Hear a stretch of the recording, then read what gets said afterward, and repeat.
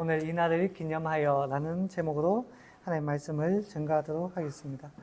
한 달 뒤면 세월호 참사 12주기가 되는 날입니다. 이제 세월호 참사 많은 사람들이 기억 속에서 잊어버린 것 같아요. 초기에는 잊지 않겠다라며 노란색 리본이 있지 않습니까? 그 리본을 이렇게 달고 차에도 붙이고 심지어 자전거 타는 사람은 자전거에도 붙이고 가방에도 붙이고 달았던 사람들이 참 많았는데 이제는 그것을 보기가 힘들어졌습니다. 하지만 우리는 기억해야 합니다. 또다시 이와 같은 참사가 일어나지 않도록. 참 부끄러운 것은 우리들보다 세월호 유가족들과 아이들을 위해서 더 힘쓰는 외국인이 있었다라는 것입니다. 오드리 헵번이라고 유명한 영화 배우가 있었죠. 그 오드리 헵번의 아들 시언 헵번이 그 팽목항 주변에 기억의 숲을 조성했습니다. 우리나라 사람과 도대체 어떤 관계가 있길래? 그러나 국가가 다르고 인종이 달라도 이런 일들은 꼭 기억해야 된다라는 마음이 그 사람에게 있었던 것 같아요. 잊어버리지 않도록 그것을 조성한 것입니다. 여러분, 잊혀진다는 것보다 더 슬픈 것이 있을까요? 하나님도 잊지 않기를 바라는 것이 있습니다. 오늘 본문에 나오는 유월절 어린 양에 대한 이야기입니다. 그래서 오늘 이렇게 이야기합니다. 14절에 너희는 이 날을 기념하여 여호와의 절기를 삼아 영원한 규례로 대대로 지킬지니라. 잊어버리면 안 된다라는 것입니다. 유월절 무엇에 대한 이야기입니까? 결국은 유월절 어린 양에 대한 이야기입니다. 그리고 그 어린 양은 바로 우리 주 예수 그리스도를 가리키는 것이죠. 하나님께서 이스라엘 백성들을 해방하기 위해서 10가지 재앙을 행하셨습니다. 하나님의 강력한 능력으로 애굽을 심판하시며 이스라엘 백성들을 구원하시는 것입니다. 그런데 9번째 재앙까지 내렸는데도 불구하고 바로의 마음은 완고하기 그지없습니다. 애굽의 통치자들은 조금도 양보하려고 하지 않아요. 저 노예들, 이스라엘 백성들은 내 것인데 풀어줄 수가 없다라는 것입니다. 사람들은 이렇게 흔히 이야기해요.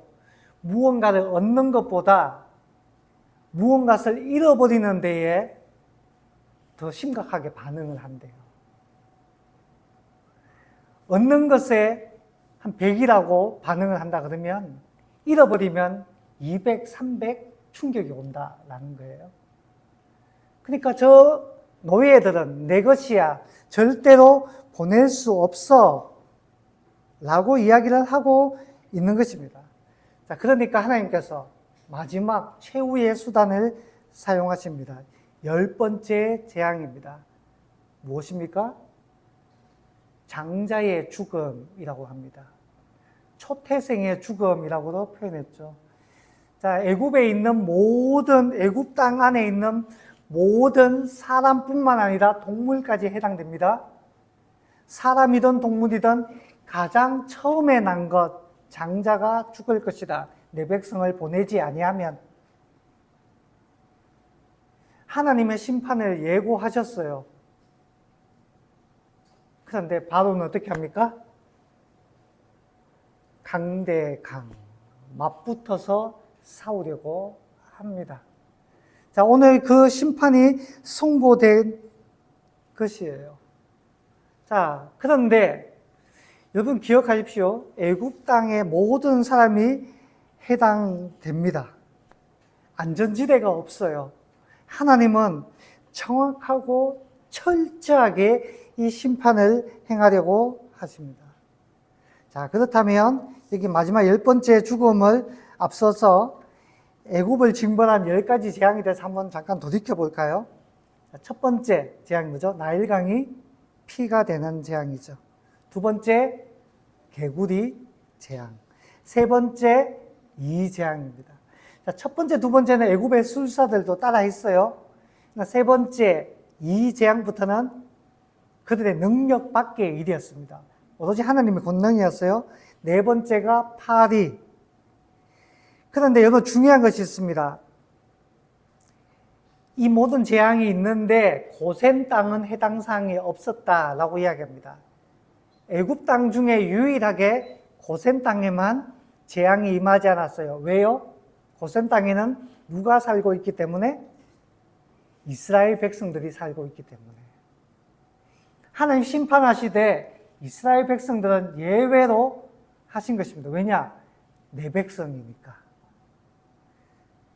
자, 다섯 번째, 생축에 악질이 생기고, 여섯 번째, 독종이 생기고, 일곱 번째, 우박이 떨어지고, 여덟 번째, 맥두기가 다 갉아 먹어버리고, 아홉 번째가 흑암이었습니다.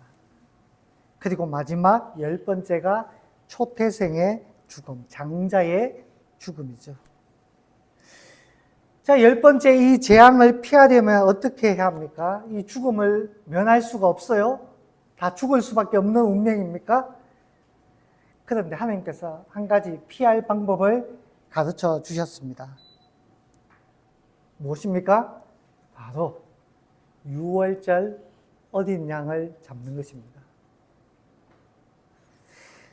이렇게 이야기합니다. 자신의 가족을 위하여 어린 양을 잡되 그 잡은 그 양의 피를 집 좌우 문설주에 와 임방에 바르고 그 고기를 불에 구워 무교봉과 선나물과 아울러 먹되 날것 혹은 삶아서 먹지 말고 다 불에 구워 먹되 아침까지 남겨두지 말고 남은 것은 다 불사더라. 자, 어린 양을 잡아서 그 피를 문임방과 설주에 바릅니다. 그러면 하나님의 그 죽음의 신이 하나님께서 보내시는 죽음의 천사가 그 피를 바른 집은 어떻게 해요? 들어가서 심판하는 것이 아니고 건너뛴다는 겁니다. 그래서 유월이라는 거예요. 건너뛰다 유월. 그래서 하나님께서 말씀하십니다. 그 밤에 집 밖에 누구도 나오지 말라라고 이야기를 하십니다. 집 안에 머물러 있으라라고 이야기를 하십니다. 재앙이 넘어가리라. 자, 여기에서 한 가지 더 무교병을 먹으라고 이야기를 하셨거든요. 유교병이 아니라 무교병입니다. 자, 여러분, 유교병과 무교병의 차이점을 아십니까? 유교병은 우리가 흔히 먹는 빵과 같은 종류입니다. 발효된 빵이에요. 누룩을 넣어서 대부분의 빵들이 발효가 되었죠. 그래서 먹으면 맛이 있어요. 효모를 넣은 것이죠. 근데 무교병이 있습니다. 발효되지 않은 빵입니다. 그런데 유교병이 아니라 무교병을 먹으라라고 이야기를 해요. 왜 그럴까요? 두 가지 이유가 있습니다.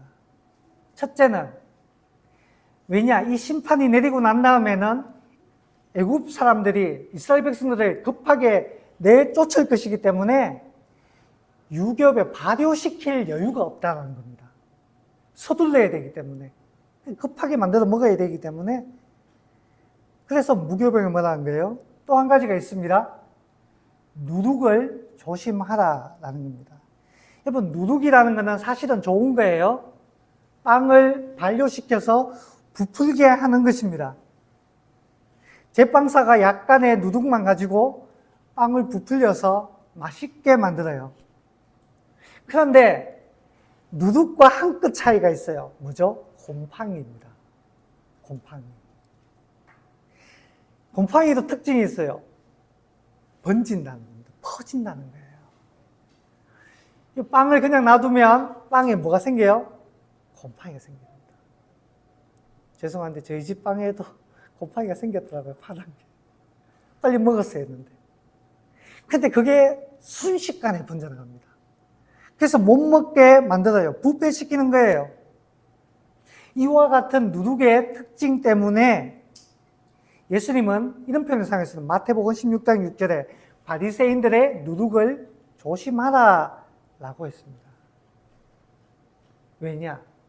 부패시킨다라는 거예요. 자, 유교병이 아니라 누룩이 없는 무교병을 먹으라라는 것은 이런 뜻입니다. 애굽의 누룩을 조심하라라는 것입니다. 애굽의 누룩은 무엇을 말하는 것일까요? 우리가 말하는 바로 그 효모를 말하는 것일까요? 아니요.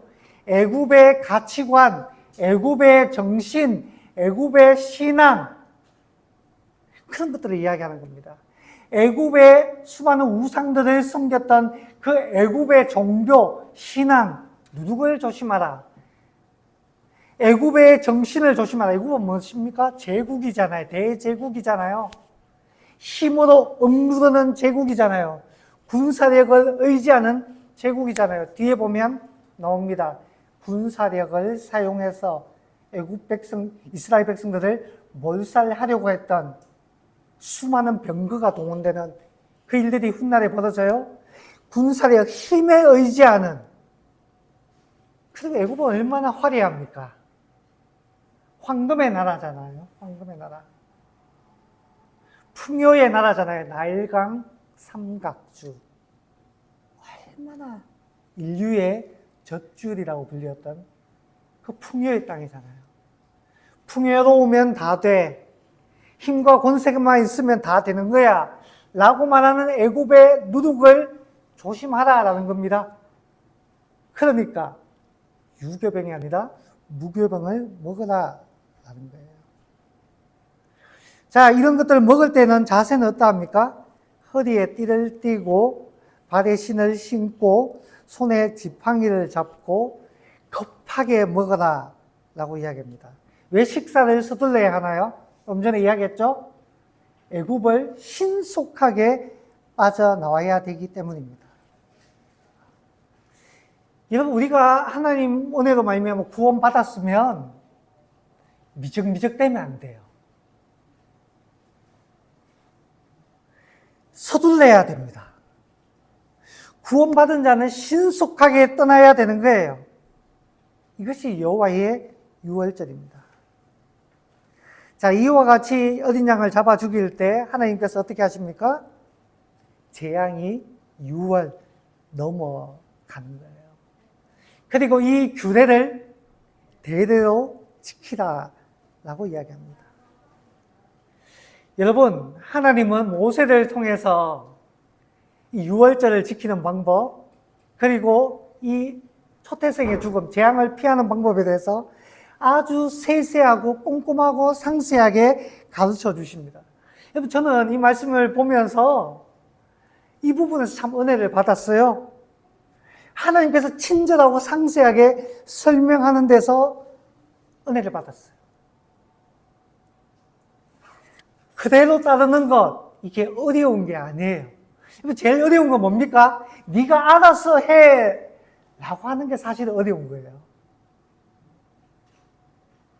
어떻게 해야 돼요? 알아서 해. 이게 어려운 거예요, 이게. 네 마음대로 해도 된다는 게 아니거든요. 여러분, 이 세상에 수많은 종교들이 그렇습니다. 정성을 보이라 라고 이야기를 해요. 정성을 보이라. 어떻게 하면 돼요? 라고 물으면 어떻게 정성을 보이면 돼? 라고 이야기합니다. 그래서 정성을 보이기 위해서 어떻게 합니까? 불교에서는 제가 다른 종교 이야기 잘 안 하려고 했는데 하여튼 어떤 종교에서는 오체투지라는 것을 하잖아요. 오체투지. 얼마나 힘든 건지 알아요? 오체투지. 다른 종교에서 수없이 고행이라는 것을 하잖아요. 고행. 정성을 들이는 그런 것들을 하잖아요. 이게 참 어려운 거예요. 이 정도 하면 됩니까? 글쎄. 이 정도 하면 됩니까? 글쎄. 신을 만족시켜야 돼. 이게 무서운 거예요. 이게 무서운 거예요. 그런데 하나님은 말씀하셨어요. 이 방법대로 하면 된다. 가르쳐 준다는 게 은혜가 있는 거예요. 여러분, 우리가 구원받는 길, 하나님 그렇게 어려운 걸 요구하지 않으셨어요. 그냥 이 말씀대로 하면 되는 거예요. 이 말씀대로 하면 되는데 이게 어려운가요? 어렵지 않아요. 예수님을 믿는다는 것 어려운가요? 정성을 들이라라고 이야기하지 않습니다. 헌신하라라고 이야기하지 않아요. 이만큼 희생을 해야 된다라고 이야기하잖아요. 쉬워요. 믿으면 된다라고 이야기를 믿는 방법에 대해서도 가르쳐 주신 거예요. 구원의 길이 하나님께서 주신 그 말씀 가운데 있는 줄 믿습니다. 자, 그리고 우리는 오늘 본문을 통해서 몇 가지를 우리 삶에 적용할 수 있습니다. 첫 번째 한 가지는 영적 생일을 기억하라라는 것입니다. 영적 생일을 기억하라. 여러분, 이 6월절 의식이 행해지는 이 달이 그 해의 첫 달이 되게 하라고 말씀하십니다. 뭔가 하면 이제부터 신년이 시작된다는 거예요. 신년. 이제까지는 너희들이 애굽의 노예로 살았지만 이제부터는 하나님의 백성이기 때문에 하나님 통치하는 그 나라에 새로운 달력을 사용하는데 여기서부터 시작이다 라고 이야기를 하는 겁니다. 저는 이 이야기를 들었을 때 모세의 가슴이 얼마나 뛰었을까라는 생각을 해봅니다. 여러분들, 우리들도 마찬가지 아닌가요? 우리의 삶은 예수님을 믿기 시작한 날과 그 전의 날, 이전과 이후로 나뉩니다.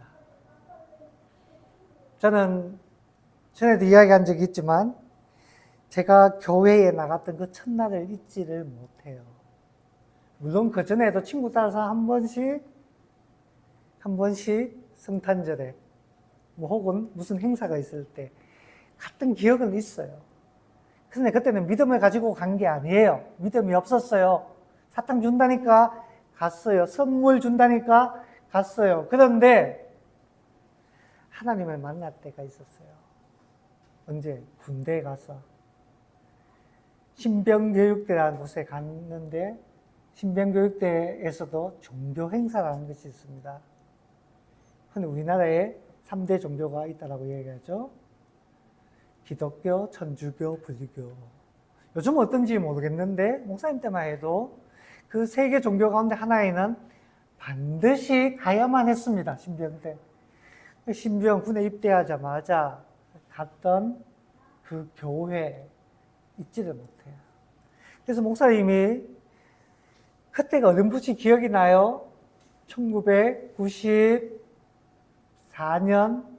5월 달이라는 것만 기억나요. 근데 정확한 날짜를 몰라가지고 한번 조사를 연구를 해봤어요. 요즘 달력이 있으니까. 제가 5월 10일에 입대를 했거든요. 5월 10일은 제 생일입니다. 생일날 입대를 했어요. 입대를 했고 그 주에 첫 번째 주일이었으니까 달력을 쭉 넘겨보니까 94년 5월 15일 주일 오전. 저는 그날을 잊지 못합니다. 제게는 영적 생일이에요. 날짜를 정확하게 이야기하면 어떤 사람이 이야기합니다. 너 구원파 아니냐? 구원파는 이단은 정확한 날짜를 기억해야 된다라고 이야기해요. 저 구원파 아닙니다. 그때 달력을 보니까 그날이세요.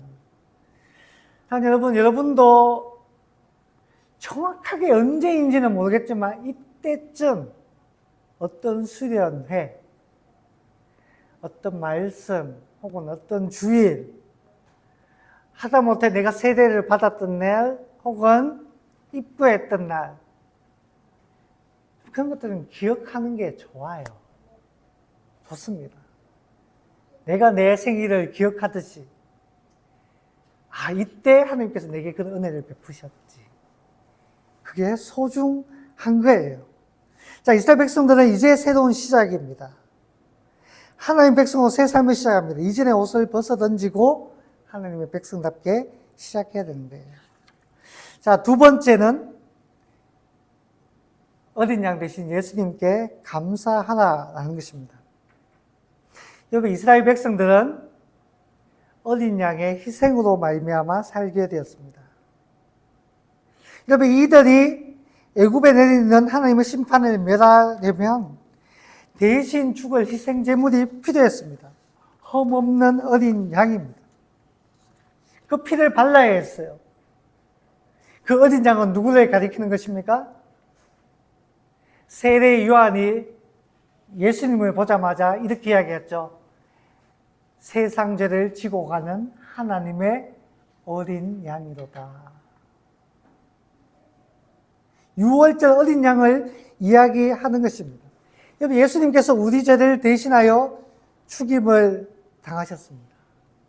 그분은 아무런 죄가 없었는데 유월절 어린 양 무슨 죄가 있습니까? 무슨 잘못이 있습니까? 그럼에도 불구하고 희생당했습니다. 예수님께서 그렇게 하신 것입니다. 십자가에 달려 우리를 위해 피를 쏟으시고 그 몸이 찢겨 나가신 것입니다. 사랑하는 여러분, 우리는 주님을 기억해야 됩니다. 주님의 희생을 기억해야 됩니다. 그리고 주님께 감사해야 되는 것입니다. 세 번째, 죄악에서 떠나는 것입니다. 죄악에서 떠나는 것입니다. 여러분, 하나님께서 신속하게 애굽을 떠나라라고 이야기하십니다. 어린 양을 잡아 먹는데, 무게병과 함께 먹는데 서둘러서 먹어야 했어요.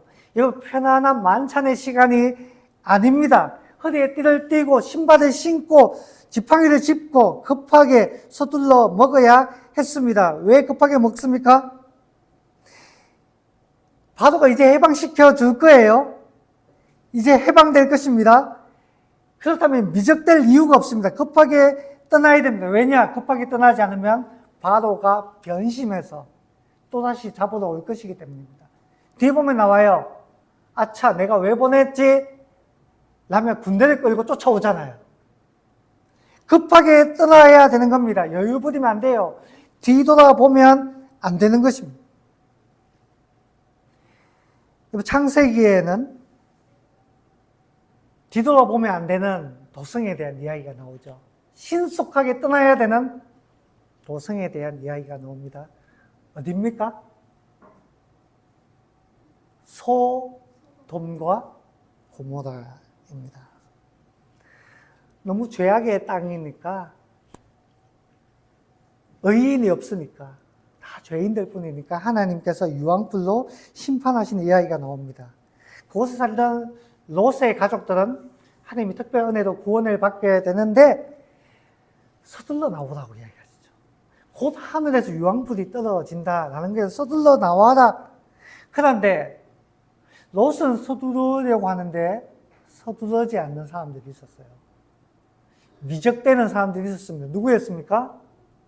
롯의 사위들이었습니다. 에이, 장인어른 그런 일이 일어날까 봐요. 안 해요. 그리고 소돔과 고모라 보세요. 여러분, 성경에 보면 그 땅이 풍요로운 땅이었다라고 이야기해요. 근데 소돔과 고모라는 어떤 곳이었다? 잘 사는 곳이었다. 물자가 넘쳐나는 곳이었다. 화려한 곳이었다. 여기를 급히 떠나라고요. 좀 기다려보고 상황을 살펴보고 천천히 합시다. 결국은 그들을 두고 떠날 수밖에 없어서 그들 어떻게 되었습니까? 결국은 심판을 면할 수 없었던 것입니다. 그리고 한 명 더 당하는 사람이 있어요. 누구죠? 롯의 아내입니다. 하나님께서 떠나되 뒤돌아보지 말라고 했어요. 왜 뒤돌아보지 말라고 했을까요? 미련을 갖지 말라는 겁니다. 다른 게 없어요. 아까워하지 말라는 겁니다. 죄악된 것들 벗어나는데 그냥 단호히 끊으라는 거예요. 그런데 빠져나오면서 롯의 아내가 뒤돌아봤습니다. 왜 뒤돌아봤을까요? 남겨둔 것이 아까웠던 거예요. 아, 내가 못 챙긴 게 있는데 챙기지 못한 거예요. 제가 한번 생각나는 게 있어요. 과거에 여름 되면 홍수가 나잖아요. 그런데 이 홍수라는 게 물이 조금씩 불어나기도 하지만 한꺼번에 봇물이 터지듯이 확 밀려올 때가 있어요. 근데 급하게 서둘러 했는데 어떤 사람이 밖에 빠져나왔는데 아차 집에 빼놓은 게 있어갖고 들어갔다가 휩쓸려가지고 유명을 달리한 그런 내용의 기사도 본 적이 있어요. 그냥 아까워도 나와야 돼요. 서둘러야 되는 겁니다. 미련을 두면 안 되는 거예요. 우리 자신에게 적용해 봅시다. 예수를 믿게 되었다면 신속히 이전에 죄악된 삶에서 떠나야 됩니다. 악인들의 꾀에서, 죄인들의 길에서, 오만한 자들의 자리에서 떠나야 돼요. 미적되면 안 되는 거예요. 그런데 이와 같은 교훈을 잊어버린 분이 계세요. 최근에도. 제가 칼럼에도 썼는데 참 근래에 한국교회 되게 유명한 목사님 두 사람이 굉장히 큰 논란을 일으켜서 두 사람 다 교회를 떠나게 됐어요. 다 대단하신 분들입니다. 교계에 있는 사람들이라면, 기독교 신앙에 조금만 관심 있는 사람이라면 다 알만한 두 사람이에요. 그 중에 한 사람이 있습니다. 저도 개인적으로 좀 존경했던 분이에요. 한 사람은 원래부터 별로 존경하지 않았기 때문에 그 사람은 제외하고요. 한 사람은 되게 존경했던 사람 중에 한 명입니다.